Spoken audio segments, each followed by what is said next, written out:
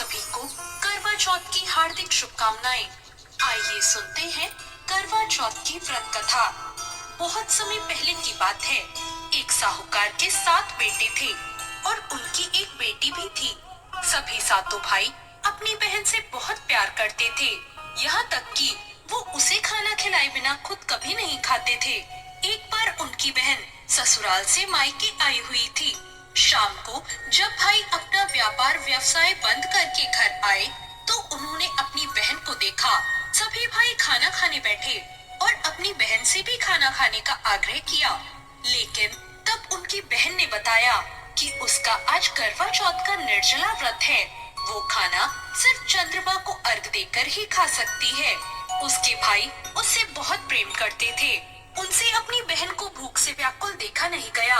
उन्होंने एक उपाय सोचा।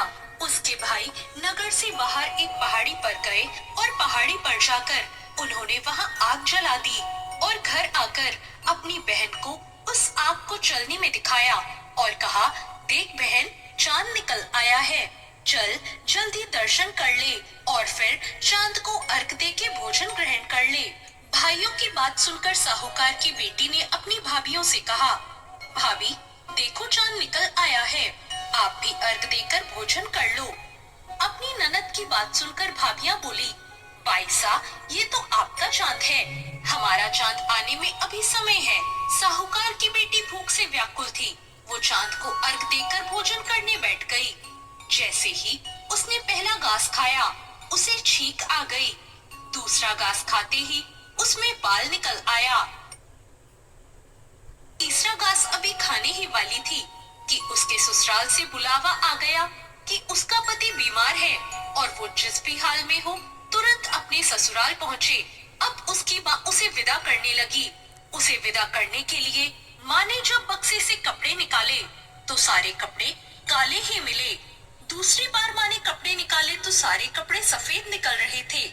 बेटी बोली, माँ तुम ये सब रहने दो, मैं जाती हूँ। ये देखकर माँ घबराई और बोली, बेटी रास्ते में जो छोटा बड़ा जो भी मिले सबके पैर पड़ती जाना। जो कोई भी बूढ़ सुहागन होने का आशीर्वाद दे तो वहीं अपने पल्ले से गांठ बांध लेना।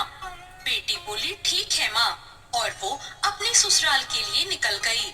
रास्ते में उसे जो भी मिला वो सबके पांव छूती गई। सबने कहा, सुखी रहो, पीहर का सुख देखो, खुश रहो।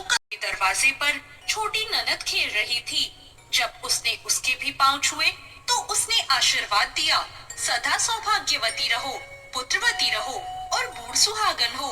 ये सुनते ही उसने अपने पल्ले से गांठ बांध ली।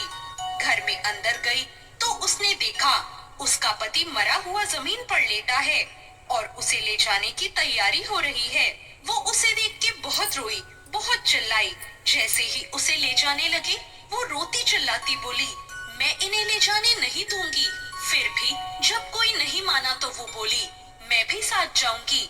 जब वो नहीं मानी तो सब बोले, ले चलो साथ में। जब पति को जलाने का समय आया तो वो बोली, मैं इन्हें जलाने नहीं दूंगी। तो ये देखकर सब बोले, पहले तो पति को खा गई, अब उसकी मिट्टी भी खराब कर रही है। लेकिन वो नहीं मानी। गांव के और परिवार के सभी लोगों ने ये निर्णय लिया कि इसे यहीं रहने दो। इसके लिए एक झोपड़ी बना दो और वो वहां अपने पति के साथ उसी झोपड़ी में रहने लगी। वो पति की साफ सफाई करती और उसके पास ही बैठी रहती। चौथ माता की ज्योति करी और जब चौथ माता, तब उसने उनके पैर पकड़ लिए और उसने कहा, माता मेरा सुहाग वापस करो।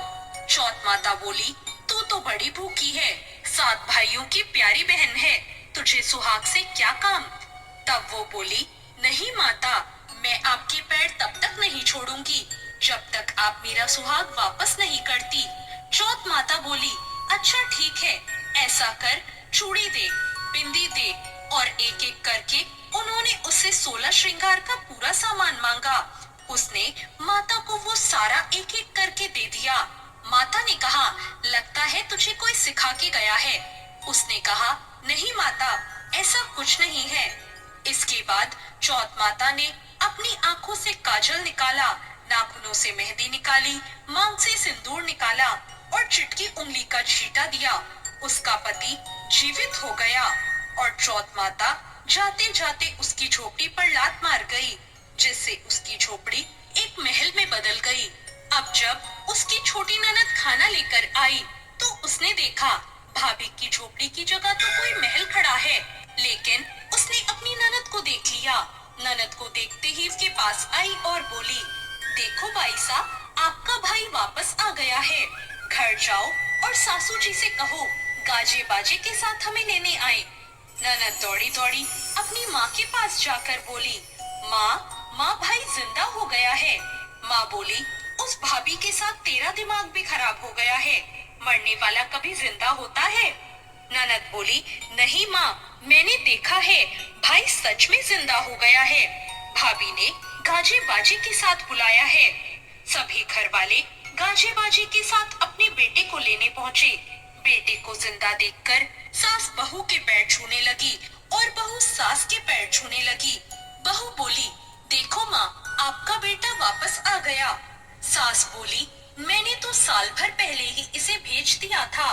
वो तो तू ही थी जो इसे वापस लेकर आई। पहले किया वैसे किसी के साथ मत करना, और जैसे बाद में उसे सुहाग दिया